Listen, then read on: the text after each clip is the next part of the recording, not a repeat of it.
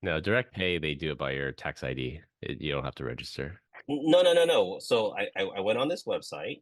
Check this out. irs.gov.notafakesite.com. Yeah. Yeah, give me a second here. First off, started off in my island browser.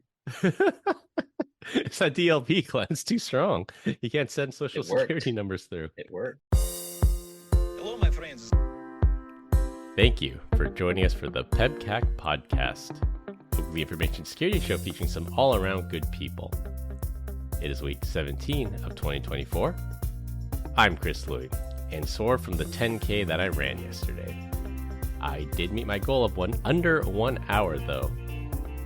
With me, I have my co-host Duke Silver, who dislikes leg day. So congratulations, man. 1 hour sub. I think that's always your goal, right? Sub 1 hour 10Ks. That is. At least I'm not getting any worse. I don't think so. I think 2 years ago I did it in like 58 and change, and this last 2 years I've done it in like 59 and change. Lay off the alcohol the night before. You'll get there. I know what's going on. Yeah. Speaking of, I tried, Brian. It was leg day today. Jeez, man, my quads are freaking blown out right now. They're sore. Yeah, you're sitting for a change instead of standing at your standing desk, I can tell. Yes, I am.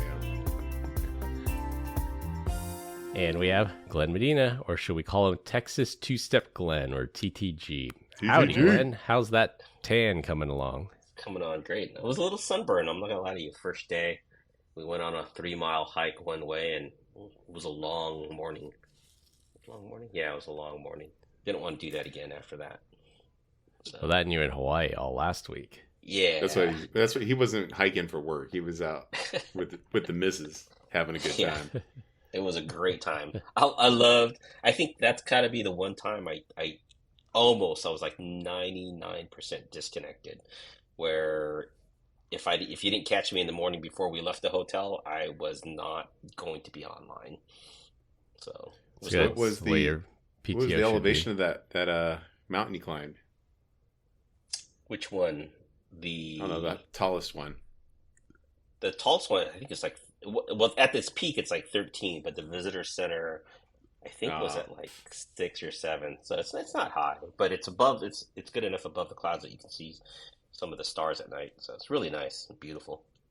I was hoping you got to the Mile High Club, but I think I had to go back to Denver for that one, buddy. 5,290 feet, Brian. Yep. The Mile High is not a representation of which city you're in when you do that. It's a representation of what airline you do that in, Brian. Hey, I can wish whatever I want. And it doesn't have to be the city. If it's in the back of a mountain, I think that counts. And it's easier to do on an international flight than on a domestic Southwest flight, just FYI. Not to say that I've been there. If you're built like me, it's impossible. It is not going to happen, even on an international. I haven't flown like the ones where they have the beds actually, like not just the little lie flats, but the actual king beds. Oh, like your own room. Yeah. That would be awesome to have your own. Yeah, that would. Then it's not so bad. But that's like a $50,000 ticket. Yeah, for 2 people. Yeah. Yeah. No, I just get there by myself. No guest this week, as we had a last-minute reschedule. Combined, we have decades of information security experience in here, not just to educate, but to entertain. We've got 4 awesome stories for you this week, so sit back, relax, and enjoy the show. This week, we're going to talk about review bombing, Putin's PlayStation. For our third topic, a data breach that got out of hand, and close with random human talk. Bro, how are we not talking about that gaping VPN hole? But whatever. Go over our first Brian. For our first topic, restaurant review and booking website OpenTable has backed down from a controversial policy to publish profile pictures and first names to restaurant reviews. The measure was set to start on May 22nd, but major backlash against the policy forced the Priceline-owned company to backtrack and reverse their decision. OpenTable says that the decision was originally made to improve transparency, similar to how Russia requires a real name to be associated with every cell phone number in the country. The problem is that the policy would apply to all past reviews and not just net new reviews, so that would be retroactive. OpenTable says diners have contributed over 136 million reviews on the platform, sharing their dining experience, either good or bad, with other members. This news did not sit well with users, since past negative reviews will now be associated with the real person that left it. A first name combined with the date of the review will make it trivial for restaurants to associate the review with a real person. At the time of the recording, OpenTable has reversed their decision, and the new policy will only apply to new reviews left after May 22nd. Well, that just I'm gonna be the first to comment, and I think that if you're gonna leave a review and you're gonna say something bad, you should have your face posted and your real name posted, because you could leave damage to some company, right? Or some, because you didn't get your chicken on time, or you thought the wait staff was inappropriate or whatever. It was like you got to have a real face to some of these reviews, because some of them are just real chicken shit, if you ask me. You know how many McDonald's employees talk crap on Chick-fil-A? It's time to quill the flock, baby. I think the beef wasn't that you can't leave negative reviews anonymously. I think it was that at the time you were promised anonymity and they were about to unmask you. I think that's what people had the problem with, because moving forward they're going to have this, which is fine if you know what you're getting into. But the people that left these reviews in the past didn't know what they were getting into, or they did at the time, and they're just changing the rules on them in the future. So it was like Chicken Two Strut, leave a name under Chicken Two Strut, and you're gonna like badmouth every little bit of something of another company, or good, right? But you feel like you've got some anonymization there, so you feel like you've got superpowers because they can't find you. But now you're gonna get exposed. You're like, uh-oh, I'm in trouble, right? Yeah. I can see this commandos. backfire on my wife. I think I've told you guys that she wants to just leave reviews on if a restaurant does a paper straw or not. Yeah. Yeah. She's going to get outed. Well, it was funny because I was in SoCal and I was just taking a picture of my drink. The guy's like, "What are you doing?" I was like, "Hey, Omar, just, my wife likes to leave reviews of places solely based off if it's a paper straw." And I goes, "Oh, she likes paper straws?" I'm like, "Nah, man, she hates them." He's like, "But what about the sea turtles?" I don't know who. The turtles. Yeah. I was like, "What about my soggy drink? Nobody wants a wet noodle in your mouth, Come on now." He backed down after that, Brian. He did look a little puzzled. Good dude, but you were in California, so he wasn't going to back down. You're lucky you didn't get 2 wet noodles in your drink. Whatever. No, it was. So I didn't back down, but I also was just like, I think we were both a little perplexed. I'm like, how dare you want a paper straw in your mouth? And he was like, how dare you violate the turtles? But I'm just like, well, whatever. I don't really care. Yeah. This is very similar to what Glassdoor did. So there are a bunch of glass holes, I think a few months ago, where they said that you could, because glass holes, it's an anonymous, it's pseudo-anonymous work review site where you say, I worked at Zscaler and these were the goods, these are the bads, 3 stars, would not join again. You can leave something like that. And then Glassdoor, without any consent whatsoever, started putting people's profile pictures and real names tied to the reviews. And people couldn't figure out how this was happening. And they eventually figured out that if you open any kind of like trouble ticket or support ticket with Glassdoor, they take your info from the support ticket associated with the email that left the review and then put it there after the fact. So they got in a lot of trouble for doing that. Let's see Blind do this. No. Now we're talking. That would be bad if that happened. I think the problem is people feel very powerful or emboldened to say negative things. And then here I am on the negative stuff, right? It's like they're okay to say negative things until confronted that, hey, that wasn't very cool. And then they get outed, and then it's like, or get called out, and they're still okay until they get confronted personally or in person about it. Then it's like, ooh, I really did mess up. So there's something called the Internet FWAD theory, and it became popular during Unreal Tournament days back in those days. And it pretty much says, if you take a normal person, give them a platform to speak on, give them anonymity, and then they become this giant FWAD. They just say whatever they want to, no filter, and just turn a normal person into a psychopath. So that's pretty much what OpenTable, Blind, and Glassdoor does. I think that's what all our kids have turned into, right? Because they think they're like strutting their stuff, and Hence the word, this is where Karens come from, because they can actually think out loud and say what they want, and now they're What do you getting call that? punched in the face. What's that called, Lynn? C for Karens? curious? What? Oh, Karens. Oh, I misheard. Karens, yeah. I think my Zoom call Karens. cut out or something. It's like Yeah. I saw Zoofacarious. I'm like, wow, that's a cool new word. I'm gonna start calling my daughter that. Yeah. Yeah. Yeah. Yeah, YouTube was like that until like the comments in YouTube were just so toxic until I think they implemented. They came to some kind of half measure, like you have to have a real name or a real email address or verified to leave a comment, and it's still pseudo anonymous, but it's not as bad as it used to be. So guys, I bought a domain at least 20 plus years ago. And this one guy still uses the email address he had. So I'm not even too sure what the email address is specifically. I probably could figure it out. But I just have a wild card for that domain, and it just forwards it over to Brian Deitch. And homie was like rolling over his 401k and stuff. And I had seen this years ago where he was doing like a rental application for like one of his tenants, and it was coming to me. I was like, so I went back on to the email chain this weekend. I was like, dude, you don't own this email address anymore. Like, please stop using it. I'm seeing all your stuff. You ever respond? No, never did respond. But I do think that the oh geez, who's a big old 401k company? Not one that we use. Schwab. E-Trade, Fidelity, Schwab. Fidelity, yeah, it was Fidelity. Robinhood. But I was Yeah. like, dude, why would Net you even use a benefits. stupid vanity or like? It is like it's insane. Like imagine it's like Brian Deitch Incorporated. It's something that obscure. He's using that. I'm like, what the hell, dude? Well, the He's real not Brian Deitch. curious. Yeah. Well, it's not. He's not actually wondering my why last he's name. not getting any of these confirmations. But just like going back and forth, and I'm seeing stuff and signatures, and it's asking me. I was like, what the hell, man? You got to be dumb.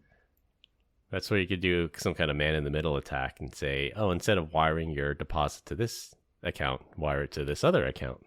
If I was a lesser man like you, Chris, I probably would. There's a lesson in business email compromise. It wasn't even business email, right? But it's still, it would be like, I mean, do you use, like, when you're signing up for stuff, do you use your personal, like, whatever .net one, or no? Or do you have like a Gmail one? It depends. It depends on what it is. The more legitimate services I use my personal domain, and for most commercial and sales stuff, I send it to my Gmail account. Chris has like 50 emails, and he's got them like categorized on what level of safety each email is for. Oh, here's where I could pimp out a cool feature, the hide my email. So I know, Glenn, you put us onto this. So DuckDuckGo has a free email forwarding service. It's built into the DuckDuckGo browser, and I forget how I signed up for it. I think I just went to the DuckDuckGo website, but you can have some email at duck.com, and then it just auto forwards to to any email that you want to. So it hides it that way. Big, Proton Mail does the giant, same thing. hairy, veiny balls at duckduckgo.com. You could try it. Maybe it's still available, Brian. Yeah. Did you know you could do a plus sign after your email in Gmail? Yeah. Like and it would just can, keep but adding it. it's trivial to write a regex to strip that out. So that was the problem. Yeah.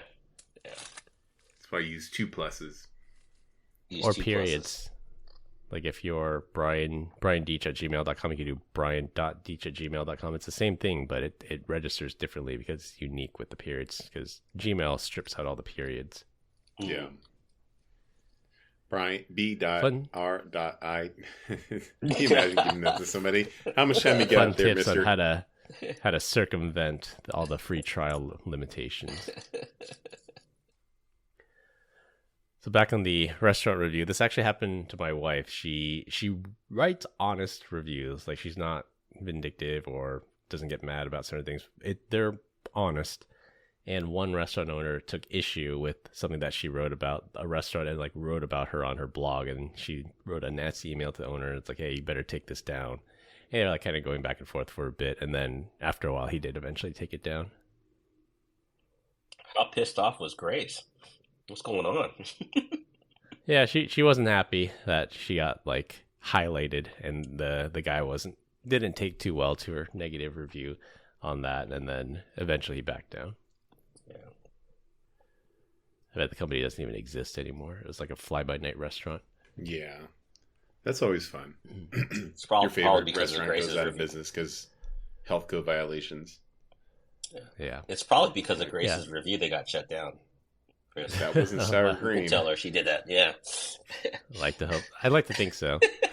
And then the other story related to Glenn's comment about anonymous things getting posted. My parents used to own a store in Chinatown, and the store next to their shop it rotated a lot. It was like a souvenir shop, and then at one point it became like a boba shop that happened to serve ice cream. And then they talked to the owners during the grand opening week, and they said, yeah, business is good. We got a good grand opening. Something weird happened, though. We got a health department complaint that somebody ate our ice cream and got a really bad stomachache. And then we looked at the date of the complaint, and we didn't even serve ice cream at that time. So it was just somebody on the block at a rival shop leaving negative reviews at the health department trying to get these guys shut down. Oh, man. That's rough. Yeah. It's just how ruthless and cutthroat some of these businesses can be.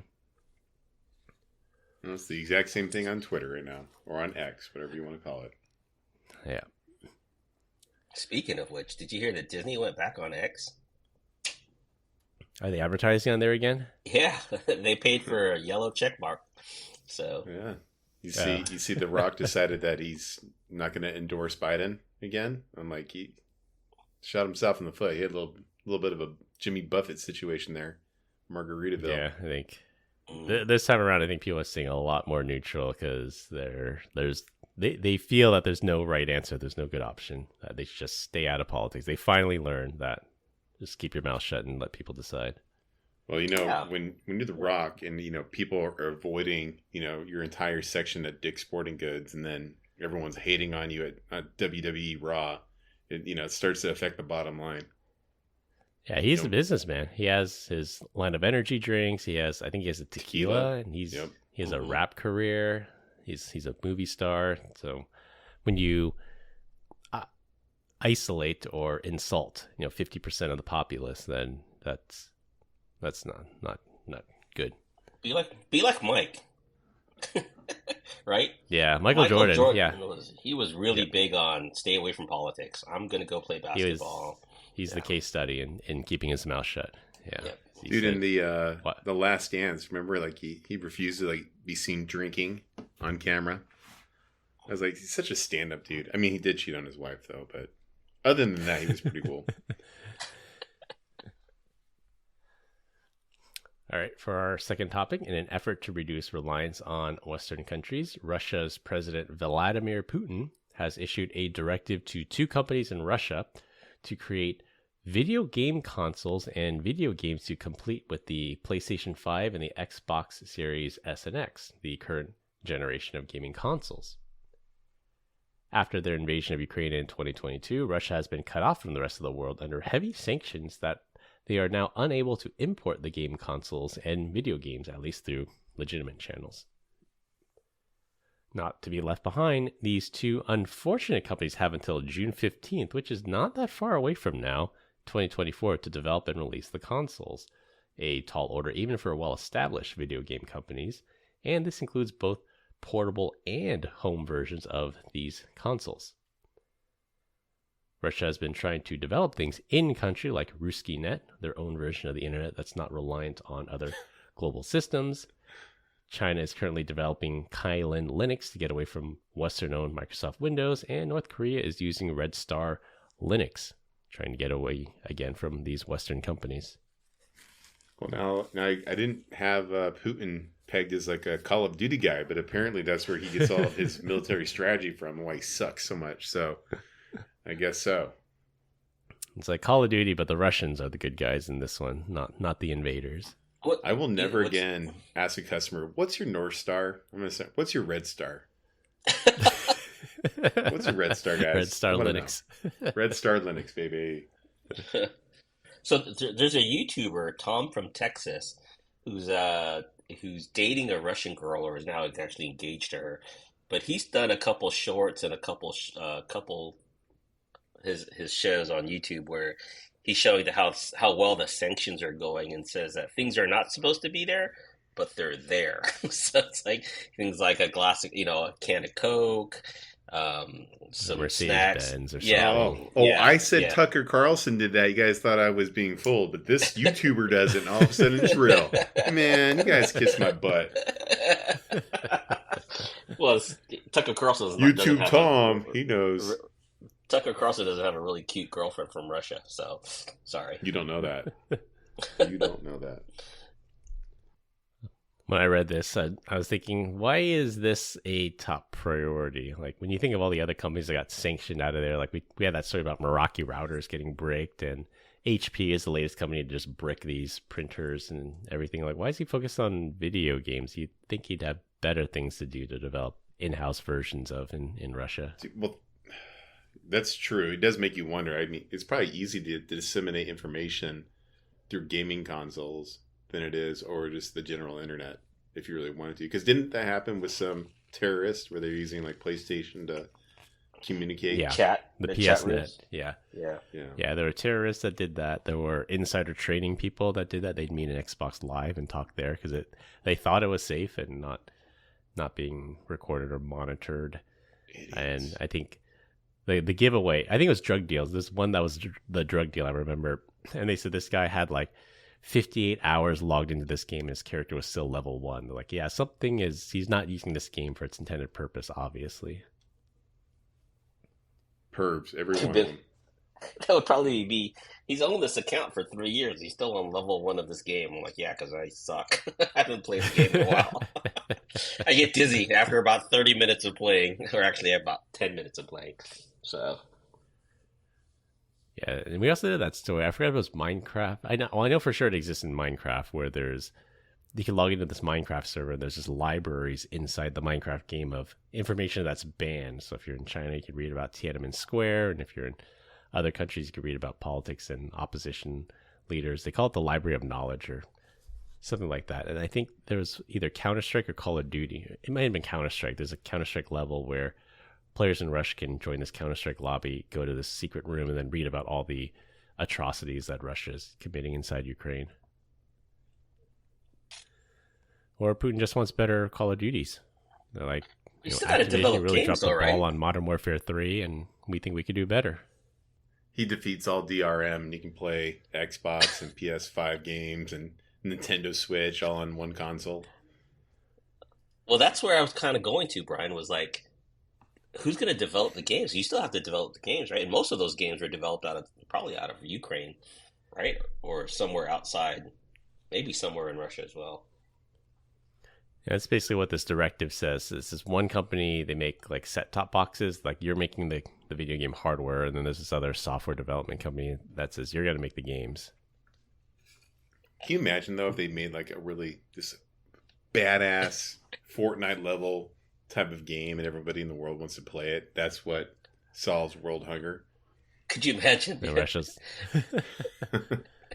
Could you imagine instead of playing something like Halo, or it's a game like Halo or SEAL Team 6, it's now called what's the Russian group?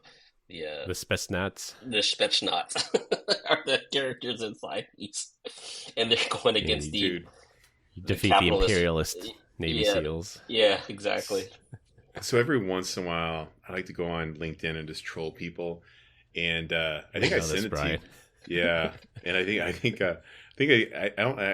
actually write it, but there was this group of people, and I wanted to write instead of SEAL Team 6, Meal Team 6. Meal Team 6, Gravy Seals. Gravy Seals, that's a good one as well. But yeah, I did not do it. Good. Too funny.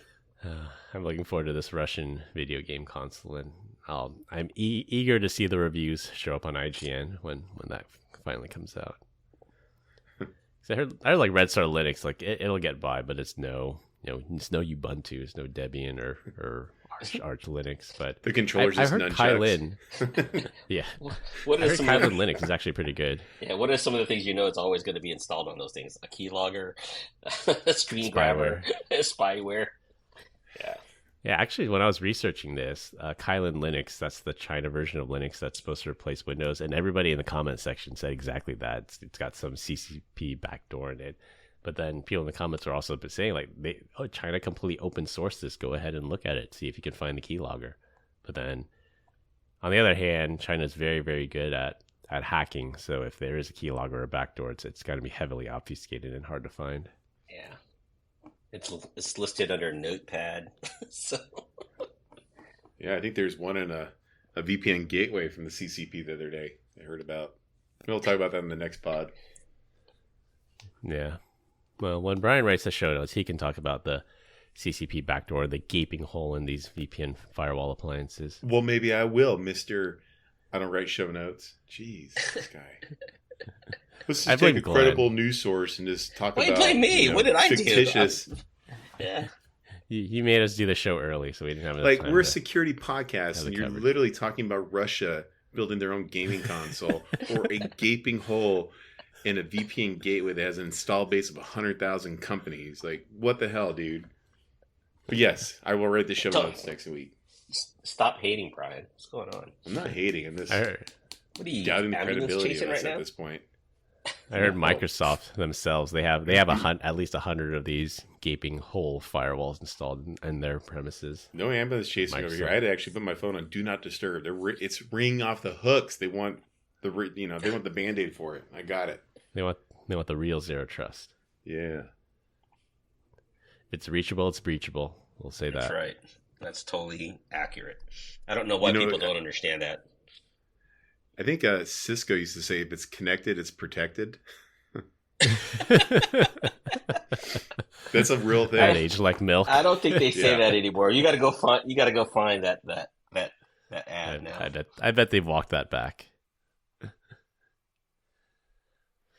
All right, for our third topic, the U.S. Cybersecurity and Infrastructure Security Agency, also known as CISA here in the U.S., has issued an ominous warning for users of business analytics platform SiSense. The advisory from CISA urges SiSense customers not only to reset credentials to the platform, but also for any passwords to any other sensitive data potentially accessed through SiSense services. SiSense products are designed to allow companies to view the status of multiple third-party online services in a single dashboard, that so-called single pane of glass. On April 11th, CISA disclosed a breach at SiSense, and the problem with the business analytics firm is that it contains API access keys to all the servers it's supposed to be monitoring. Using those API keys, threat actors can pivot from SiSense into other SaaS services, especially if the API keys did not have correct permission set. This follows a growing chain of supply chain attacks reminiscent of the SolarWinds attacks used to compromise multiple U.S. federal agencies. The attackers used the X3 access to copy and exfiltrate several terabytes worth of SiSense customer data, which apparently included millions of access tokens, email account passwords, and even SSL certificates. So in all my years in IT, nobody has ever said I have SiSense. I don't even know what that is. Never been on my radar. Boring. I thought it was like the Hisense TV. There was a Hisense group, right? There's a Hisense something. I think Brian has a few of those. Yeah. That's security through obscurity, dude. At least it's not LG. LG also had a gaping hole in their WebOS that allowed people to remotely attack it. What is SiSense? I'm gonna look them up now. It's one of those SaaS monitoring companies. It was last year they said that. This is last year. Ryan is showing us the ad for Cisco that says if it's connected, it's protected. Visit That was last year. Cisco at RSA 2023. We really need to double down on that. If it's reachable, it's a breachable campaign. You gotta send me that, Brian. Are you gonna use that? It, buddy. Are you gonna, put it you in gonna the use group that chat. on your campaigns? So let's look at SiSense marquee customers. Who got breached? Who's getting owned? This is very similar to the problem that we've had with things like single sign-on, like Okta. If your Okta account gets popped, then you have access to like every internal and external application. Ooh, they have 1,400 customers. Watch out. Wow. Well, let's go ambulance chase, boys. We got Travel Centers of America, the QD brands. Never heard of any of these people. Oh, never mind. I'm not going to say anything about them. True Zero Trust, Brian. Yeah. ThoughtWorks. Haven't heard of them. No, it's interesting that CISA got involved because they viewed it, they recognized it, and they pretty early on they're saying this is going to be a problem based on the type of attack, the data that was stolen. This can be easily pivoted into other attack vectors. It's crazy. So the top competitors to SiSense, if you're wondering, is Notion, Microsoft Power BI. How are they even in business anymore? Tableau, NetSuite. Yeah, I don't know, man. Yeah, Power BI is pretty popular. NetSuite's Oracle now. And Tableau's owned by Salesforce. But Power BI is something still? Again. Yeah. Yeah, Power BI is still pretty popular. Business analytics. Any type of business analytics. It's Salesforce, right? So. Sweet Jesus. Yeah. Its competitors Power BI has Salesforce. 76,000 customers. We're in the wrong business, boys. Yeah. Well, everybody needs analytics. How are these people able to access the S3 bucket and then download everything completely unencrypted? If you think you have API tokens and SSL certificates, you'd have some level of security around it. Not if they have access to the actual SSL, the tokens themselves, right? If you have a token, you pretty much have access. It is. Yeah. I mean, they had access to the S3 bucket, but the data still should have been encrypted at rest. Right now, Wiz is ambulance chasing. We could have detected that. What could you have prevented? No, we could have detected it, though. We just told you everything was left out there, right out the front door. Again, what could you have done to stop it? Absolutely nothing, but we would have known it happened. We hit a sore spot with you, Brian. Yeah, a little bit. I understand what all the hoopla is about it. Yeah, they're a good product. They're a good product for their space. For their space. Again, it's like the prettiest. Never mind. We know where that's going. Yeah. A little grumpy today. What a grumparella. I was told that earlier, and Sam Curry texted me. He's like, "Are you all right, man? You need to talk." I'm like, "I'm fine. It's tax day, man. It's the 15th. Just doesn't like paying his taxes. Yeah. He'll be fine tomorrow once the check clears his account. Yeah, don't talk to me about that. Topic 4. Well, just goes to show. Watch out for those downstream effects. Just because somebody had a data breach, what are the possible downstream effects of that? True Zero Trust. When do you think people are just going to be like, you know what, S3 sucks. We're just going to go throw it in something else. And that will become Azure Blob. Yeah, Azure Blob. That's better. GCP Paste toilet.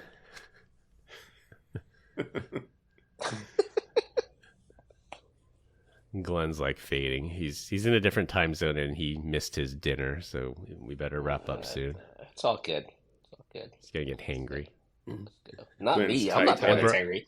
Look at Brian's Minty Hummer grumpy over over Brian's tax grumpy. I know. At least I'm still laughing. For our last topic, it'll be a rotating topic every week. This week, we're going to talk about the question: you get paired with 100 random humans, and if you're better than all of them at something, you get $1 billion. So what are you guys choosing? What do you think you are in the top 1% of the world in? Glenn is making an obscene gesture right now, so you can imagine what he's good at. Yeah. Public speaking. I'll let you go first, Chris. Yeah. So I put public speaking. I tend to think that I'm probably a top 1% public speaker. And before Brian calls me not humble, imagine the scenario.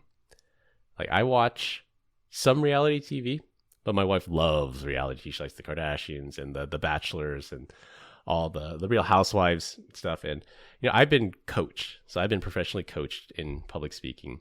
And I can recognize when other people have been coached in public speaking. So again, 100 people. You get 100 random humans. You put them in a room. You put a camera in front of them. First of all, half of them won't even go on camera. Like, just, that's real. Half or not more. So you're down to 50 people. Half of those people turn into blubbering idiots when you put a camera on them. They just can't talk. Like, they're willing to go on camera, but they can't talk. So you're down to 25. You take another half of those and you say you can't have everybody that doesn't use those crutch words. You're going to get, yeah, no, well, maybe, so this, so that. And then you're down to like, you eventually get down to about 6 people. And then you add things like body language into it. And you could become, it's pretty easy to get into the top 1% of public speakers. And that's how I can tell on TV that there's these 23-year-old kids out there that I'm in entry-level ad sales, or I'm in entry-level engineer or something, and they can speak professionally. I'm like, I know that person has been coached, because there's just no way an average 23-year-old in this line of work can speak that well. Is that an actual job for somebody to have, where they can be a coach for public speaking? I think it there. Oh, is. Yeah, and they charge a lot. Like I've been sent there for professional reasons, so the company paid for it. And I've also inquired for it for personal reasons as well. And when I got the quote for it, it was steep. The per hour rate was pretty high. Like orders of magnitude, Chris. What's the orders of magnitude? It's not $20 an hour. You're not getting a guy from McDonald's teaching you how to public speak, right? No, it was like $300 to $400 an hour. Jeez, that's pretty good though. And I've also noticed, noticed, they help you overcome some things. So I won't out this person, but there was a person at our company that was a horrible, horrible public speaker, and they were asked to speak at our company events, and it was noticeable. And then maybe the next year we all got together again, and they were amazing transformation. And I know between the first time and the second time, somebody hinted and says, this person needs to be coached in public speaking.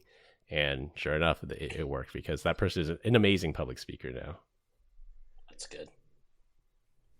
If it's learnable, it's teachable. That didn't make sense. If it's teachable, it's reachable. Your audience. Right, coming full circle on this. Yeah, I'm with you. I mean, if I'm in that same room as you, you're effed. I'm taking that billion, buddy. It's true. I just have to hope that out of the 8 billion people that Brian's not in the same room as me. Yeah, I'm not a good public speaker. I'll stay away from that. Really? I thought you'd be comfortable. Even if you don't, so even if you don't consider yourself a good one, I would still say you're top 1%, just based on the math that I laid out there. If you discount all the and all that stuff that you tend to do on the podcast that I have to edit out, like you don't say the ums, you don't say the uhs. You're pretty charismatic. You can carry a conversation. You can tell a story. I think those are all the important things on how to be a public speaker. I wouldn't have made it past the first 50% because I'm not the first to volunteer. I'm always. I would wait. I would always wait for you two to go up there. Head. Then afterwards, I'm like, okay, is there anyone else? I'm like, I guess I'll go up there after everyone talks. So statistically speaking, I think that I'm the upper 1% of the world that can do this one specific thing. I definitively know that. Now, I'd have to warm up a little bit, but I can get there. And that's dunking. I think if you put me in a room with 100 random people, really? I could probably get a dunk before somebody else. Yeah, I can see that. The height and the vertical distance you can gain by jumping. Yeah. I'm really good at being a couch potato. I can do that better than almost anyone in the world. Well, I can hold you hostage with my crippling low self-esteem. Nobody else can do that. And I can fall asleep within 5 minutes at any time of the day.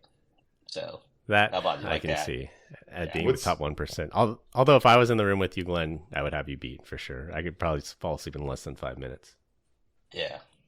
My wife. It the kills three of my us wife drink that I a can do Rockstar and see who falls asleep first.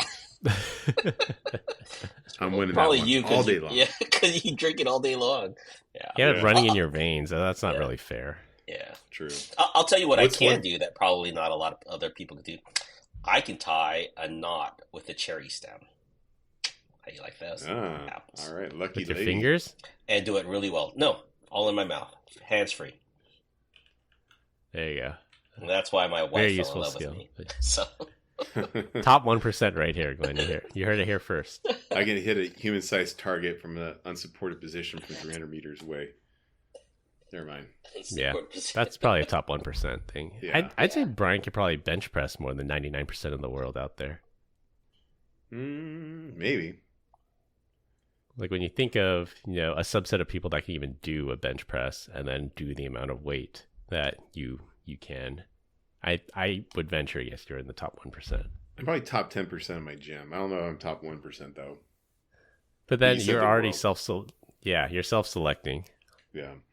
Like You know if I what were I to say cannot I'm the do? top 1% of public speakers at a sales organization, well, that's a different metric than saying top 1% of 100 random people. random. I think that's the thing. Random, Yeah. not random at a gym.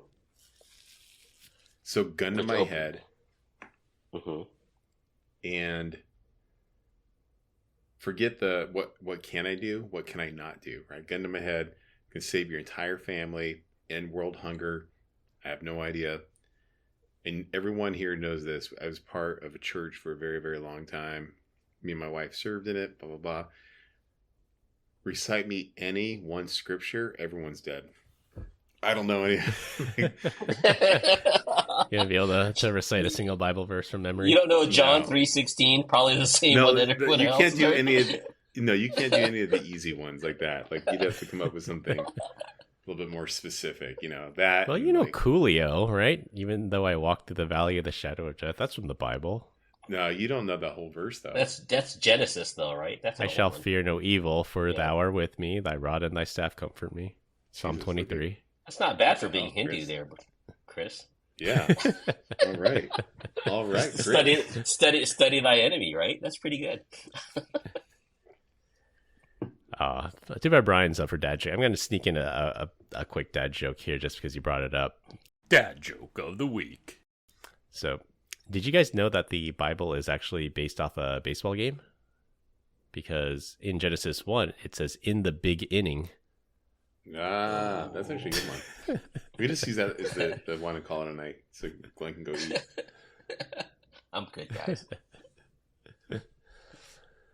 So the other thing I have here, video games. Again, I would say I'm an above average video. I'm not great, but I would say I'm above average video game. But again, taking that population of 100 people, I think I have hand-eye coordination, the reflexes, the knowing game mechanics. I think I'd be in a top 1%. And then stock picking. I think I would consider myself a top 1% stock picker. No, I pick some real turds out there, but Is it because of research, or is it because of too. gut? Is it your gut, or is it because of the research that you do? It's research based. Like I usually Yeah. research a stock pretty well before buying it, and overall, I've picked more winners than turds, and it's Yeah. through the research, through understanding economics and macroeconomic factors, and we're in a environment where interest rates apparently are going to stay high for a really long time. So what companies tend to do well in those types of environments, and what companies tend not to do well in that, and you could just pick based on that, and even just knowing that and making that pick, even it's still greater than 50-50, which most people, they'll just throw something on a dartboard and buy it, or they'll throw it all in SPY, which is not a bad investment strategy. You know what's not on here, Chris, that I know for sure you're definitely more than top 1%. You're probably like 0.01. You are the human database. And everyone that's listening to this, anyone who knows you will agree to that you are probably way up there. In fact, you're probably number one on many lists for that. You're saying I should go on Jeopardy? Yeah, you should. Definitely. Like, I think it was a couple of times I've asked, like, hey, do you have this? And you're like, oh, yeah, hold on. And it's like, and the hold on, folks, is not like 30 minutes later, an hour later. It's like seconds later, he sends you that with pictures, with references and everything. 'Cause it's pretty amazing how much Chris retains and knows where everything is stored. Yeah, apparently. Not much room for other things, though, Glenn. Yeah. Like empathy. Like empathy. Yeah. Just a total psychopath. You know, I'll put this out there. When I was in my 30s, which was quite a while ago, I could memorize phone numbers before cell phones. Like, if a person gave me 10 digits, I could memorize my whole family and then some, and friends and family. I could memorize everyone's phone number. I could memorize safe combinations. Didn't have to write anything down. But time is gone, and cell phones have made me stupid. At least that's what my wife tells me. Notebook. Just need to carry on a notebook with you now. Yeah. Or keep all my passwords. Yeah. Have you asked anyone, hey, what's your phone number lately? Like, no one knows what their phone number is because it's all on speed dial. Or they're not getting Fry's fuel points then, because I enter that stuff in every time I go shopping. Yeah. You just need to know your phone number. You don't have to remember other people's phone numbers. Yeah. I don't use my phone number. I would not be able to tell either of you what phone number you are, much less what area code. I don't think I could even guess what area code you guys are in. I know you're Glenn's 415. 818, right? And then, yeah, No. so you're probably 415, no? 803. No. 702. Close. 707. 707. Yeah. 808 and Heartbreak. Maybe 702 is Vegas, I think. Yeah. 808 is Hawaii. Hawaii, yeah. But thank you. I think I should just go get a Hawaii number because I think it would Come on, be cool. 212. You know what that is? 212. Manhattan, isn't it? Yeah, New York. Yep. New York, yeah.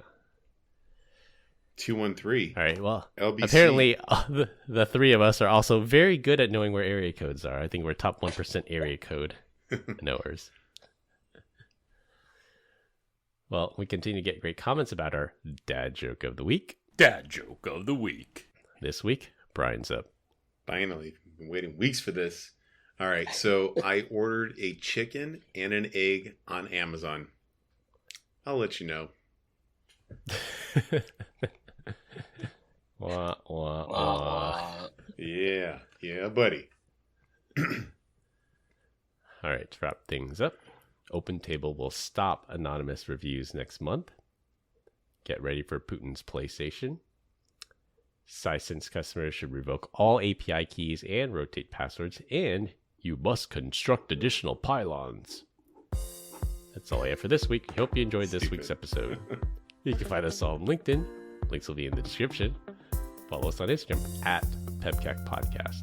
Thank you to all our listeners and subscribers who rate us 5 stars in the iTunes Store and Spotify and left us a review. We appreciate you all spreading the word to help grow the show. The best way to find us is to search for the PEBCAK Podcast in your favorite podcast listening app. For my co-hosts Brian Deitch and Glenn Medina, I'm Chris Louie. Thanks for listening. We'll see you all next week, and as always, have a nice day. Bye, Felicia. Have a nice day.